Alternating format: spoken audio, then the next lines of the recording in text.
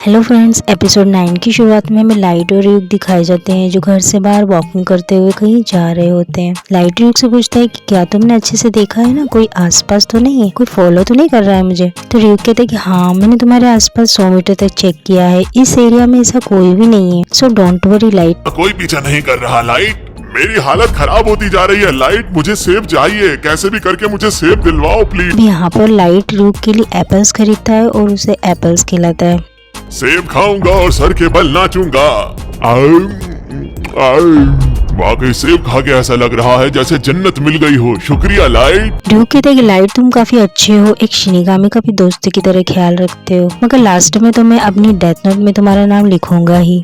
Light हंसने लगता है। तब ड्यूक कहता है कि इसे तुम मजाक मत समझो। लाइट कहता है लेकिन तुम्हें याद है ना, टीवी में अनाउंसमेंट हुई थी कि जापान में 1500 इन्वेस्टिगेटर्स आ चुके हैं। अब हमें दूसरी तरफ टास्क फोर्स का सीन दिखाया जाता है जहाँ पर चीफ रियोजाकी से कहता है कि 2 दिन पहले जो क्रिमिनल्स मारे गए थे उसकी जानकारी मेरी फैमिली में से किसी को भी नहीं थी, तो क्या मेरी फैमिली इनोसेंट साबित हुई है, क्या मैं ऐसा समझूं? तब रियोजाकी कहता है कि जब कीरा दूर बैठे बैठे क्रिमिनल्स की डेथ का टाइम कंट्रोल कर सकता है तो ये भी तो हो सकता है ना कि कोई तरीका हो उसके पास और वो बिना कोई टीवी न्यूज देखे भी उन्हें मार दे। इधर लाइट अब घर पहुंच जाता है और युग से कहता है कि उस पोटैटो चिप्स के पैकेट की मदद से मैंने केवल 2 लोगों को मार पाया था, लेकिन वो दोनों तो बहुत छोटे क्रिमिनल्स थे, मगर मैं किसी खतरनाक और वांटेड क्रिमिनल्स को नहीं मार पाता हूँ तो शक मुझ पर ही जा सकता है। लेकिन मेरे पास इसके लिए भी एक आइडिया है, मैं टीवी जरूर देखूंगा और उन क्रिमिनल्स का नाम और चेहरा याद रखूंगा। इसके बाद मैं जब भी बाहर जाऊंगा तब डेथ नोट के पेज में उसका नाम लिख दूंगा जो कि मैंने अपने वॉलेट में छुपाया है। इस तरह से मैं सर्विलेंस कैमरा से भी बच सकता हूँ। उधर रियोजाकी कहता है कि कई दिनों से मैंने सारी वीडियो फुटेज को चेक कर लिया है लेकिन कोई खास बात हाथ नहीं लगी है, इसलिए मैं कैमरा और वायर टेप्स निकाल दूंगा।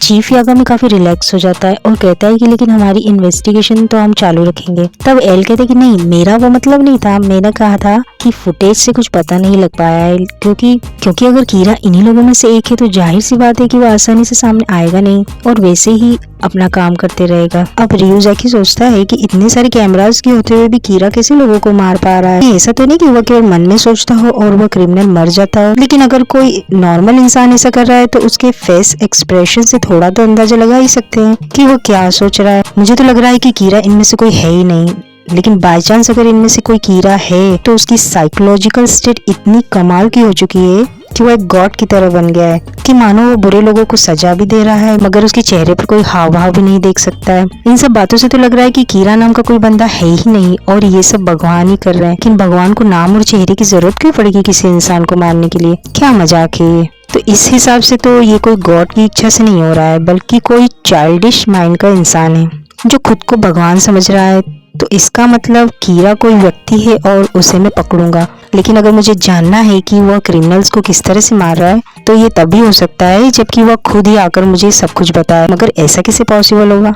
अब उधर लाइट के घर से कैमरास निकाल लिए जाते हैं, इसकी जानकारी र्यूक लाइट को देता है। तब लाइट इशारे से बताता है कि शायद वायर टेप्स हो सकते हैं। अब लाइट र्यूक को एप्पल देता है और सोचता है कि शायद अब मैं शक के घेरे में नहीं हूँ, अब बस मुझे एल को खत्म करना है और इसके बाद मुझे इस दुनिया का भगवान बनने में कोई नहीं रोक पाएगा। नेक्स्ट डे लाइट के एग्जाम शुरू हो गए थे। वो सोचता है कि अच्छी बात है कि एग्जाम से पहले वो सब कुछ टेंशन खत्म हो गई। अब लाइट एग्जाम पेपर लिखना शुरू करता है। तब वहाँ का इन्विजिलेटर होता है, वो पीछे एक लड़की को डांटने लगता है। वह कहता है कि ठीक से बैठो, ये तुम कैसे बैठे हो? तो पीछे हमें दिखाया जाता है कि वहाँ रियोजाकी बैठा होता है और वो लाइट को ही घूर रहा होता है और लाइट भी उसे पीछे मुड़कर देखने लगता है। अब हमें शिनिगामी रियल्म का सीन दिखाया जाता है। सारे शिनिगामी आपस में बैठे बातें कर रहे थे। वे कहते हैं कि कैसे एक मामूली इंसान ने रियो को अपना पालतू बना के रखा हुआ है और अब यहाँ नहीं आने वाला। तब एक शिनिगामी कहता है कि मैं इंसानी दुनिया में जाकर पता करता हूँ कि क्या चक्कर है। तो दूसरी ओर हमें दिखाया जाता है कि लाइट अब कॉलेज में आ चुका है और इस बात से रियो भी काफी खुश होता है। लाइट यहाँ यूनिवर्सिटी के एंटर सेरेमनी में आया था और यहाँ फ्रेशर्स के लिए एक स्पीच होने वाली थी।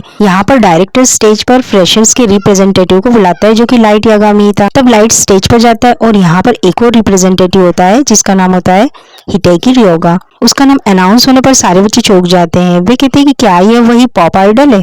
वही ना, वो इतना इंटेलिजेंट नहीं हो सकता कि टोहो यूनिवर्सिटी को ज्वाइन करे। और फिर हमें दिखाया जाता है कि हिटोगी रियोगा कोई और नहीं, अपना रियोजाकी यानी एल ही होता है। लाइट उसे देखकर सोचता है कि यह तो वही लड़का है जो एग्जाम वाले दिन अजीब तरीके से बैठा हुआ था और उसे डांट भी पड़ी थी। अब यहाँ लाइट अपनी स्पीच देता है और सभी स्टूडेंट सोच रहे होते कि कैसे इन दोनों ने 100% स्कोर किया है। यही कारण है कि इन दोनों को स्पीच देने के लिए बुलाया गया है। अब लाइट की स्पीच के बाद रियूजा की स्पीच देने लगता है। बच्चे उन दोनों को कंपेयर कर रहे होते हैं। वे सोचते हैं कि लाइट एक जीनियस स्टूडेंट और स्मार्ट लगता है, इसी की वह सक्सेस के लिए ही पैदा हुआ है। वहीं दूसरी ओर एल एक मैड जीनियस लगता है जिसने अजीब तरीके से स्पीच का पेपर पकड़ा हुआ था। अब हमें दिखाया जाता है कि हिटेगी रियोगा के पेपर में कुछ भी नहीं लिखा होता है और वो बेवकूफी की बस एक्टिंग कर रहा था, लेकिन सचमुच में वो सारी स्पीच खुद से ही बोलता रहता है। अब सेरेमनी के एंड में दोनों साथ ही साथ स्टेज से नीचे आते हैं। रियूजा की लाइट से कहता है कि लाइट यागामी, तुम सोइचिरो यागामी डिटेक्टिव सुपरिटेंडेंट की बेटी हो ना? तुम भी एक एनपीए ऑफिसर ही बनना चाहते हो क्योंकि तुमने पहले भी पुलिस की काफी मदद की है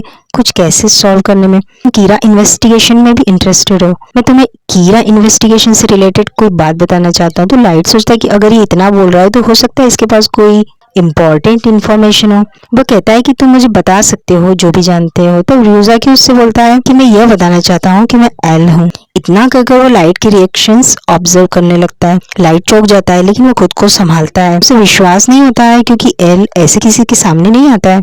अब लाइट मन ही मन घबरा सा जाता है क्योंकि वह ये एक्सपेक्ट ही नहीं कर रहा था। वह अपने एक्सप्रेशंस को कंट्रोल करने की कोशिश करता है और एल के सामने नॉर्मल बिहेव करता है। अब लाइट एल से कहता है कि तुम सचमुच में एल हो तो मैं तुम्हारी बहुत रिस्पेक्ट करता हूँ। तब एल कहता है कि थैंक यू लाइट, मैं तुम्हारे सामने इसलिए आया क्योंकि मुझे ऐसा लगता है कि तुम कीरा केस में काफी मदद कर सकते हो। एल मन में सोचता है कि लाइट यागामी, तुम्हारे कीरा होने के चांसेस 5% है और अगर तुम कीरा हो तो यह सिचुएशन को संभालना तुम्हारे लिए काफी मुश्किल रहा होगा, लेकिन तुम कुछ ज्यादा ही परफेक्ट हो इसलिए इतना नॉर्मल हो शायद। रियूक उनकी बातें सुन रहा होता है। वो सोचता है कि अगर यह सचमुच एल है तो ये तो बहुत ही कमाल का बंदा है। लाइट मन में सोचता है कि अगर ये एल है या नहीं भी है तब भी मैं इसका कुछ नहीं बिगाड़ पाऊंगा क्योंकि यह मेरे डैड से मिल चुका है और अब मुझसे मिलने के बाद इसे मारना मुझ पर एक शक पैदा करेगा और इसका नाम भी असली नहीं है, इसके चांसेस ज्यादा है। हिटेगी रियोगा नाम मुझे नकली लग रहा है और अगर डेथ नोट में मैंने ये नाम लिखा और मेरे दिमाग में उस पॉप आइडल का चेहरा आ गया तो वो मारा जाएगा और एल ये अंदाजा लगा लेगा कि मैं ही की रहा हूँ। अगर ये एल है तो हो सकता है कि इसे मुझ पर डाउट अभी भी है,